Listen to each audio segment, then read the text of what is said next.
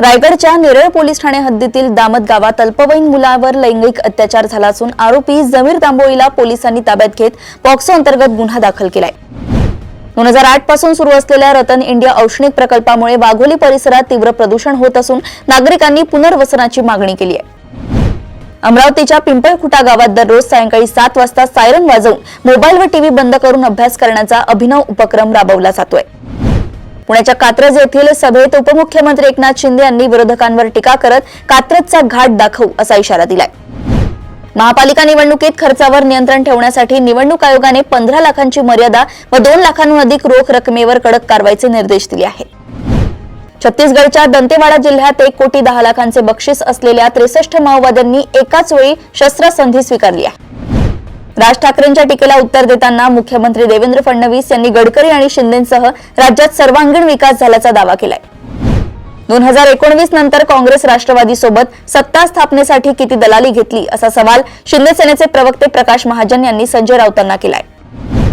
मकर संक्रांतीपूर्वी पात्र लाडक्या बहिणींच्या खात्यात डिसेंबर व जानेवारीचे मिळून 3000 रुपये जमा केले जाणार आहेत। सोलापुरातील प्रचारात MIM खासदार असदुद्दीन ओवैसी यांनी 1 दिवस हिजाब घालणारी महिला भारताची पंतप्रधान बनेल असा दावा केलाय। आधार व युडायस प्लस प्रणालीतील त्रुटींमुळे राज्यातील हजारो विद्यार्थी सरकारी नोंदीत दिसत नसल्याने शाळा बंद होण्याचा धोका निर्माण झालाय। महापालिका निवडणूक उमेदवारांकडून NOC मागण्याविरोधातील याचिका मुंबई उच्च न्यायालयाने फेटाळली आहे। तिरोडा तालुक्यात घराच्या अंगणात बसलेल्या 4 वर्षांच्या चिमुकल्यावर बिबट्याने हल्ला करून त्याचा मृत्यू झालाय। नागपूरच्या मनीषनगर उड्डाणपूल प्रकल्पाच्या डिझाईनमध्ये बदल करून अंडरपासचा पर्याय देण्यात आलाय।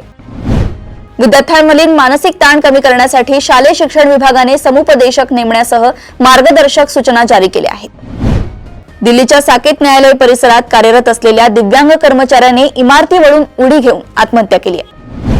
दिल्लीतील राऊज एव्हेन्यू न्यायालयाने लालू प्रसाद यादव व त्यांच्या कुटुंबियांसह 40 जणांवर भ्रष्टाचाराचे आरोप निश्चित केले आहेत। उत्तराखंडमध्ये पिकांचे नुकसान करणाऱ्या नीलगाय व रानडुक्कर मारण्यास वन विभागाने अटींसह परवानगी दिली आहे।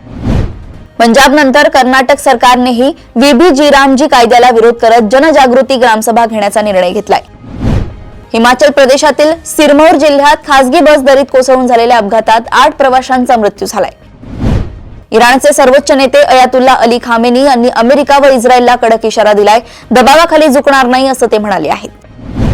ग्रीनलँड मिळवण्यासाठी ट्रम्प सरकार नागरिकांना $10,000 ते $1 लाख देण्याच्या प्रस्तावावर विचार करत आहे। एलॉन मस्क यांनी व्हेनेझुएलाच्या नागरिकांना 3 फेब्रुवारीपर्यंत मोफत इंटरनेट देण्याची घोषणा केली आहे। IIT हैदराबादच्या एडवर्ड नाथन या विद्यार्थ्याला 2.5 कोटी रुपयांचे पॅकेज प्री प्लेसमेंट ऑफर मधून मिळाले आहे। उद्योग क्षेत्रातील दिग्गजांनी पुढील दशकात 10 कोटी रोजगार निर्माण करण्यासाठी 100 मिलियन जॉब्स मोहीम सुरू केली आहे।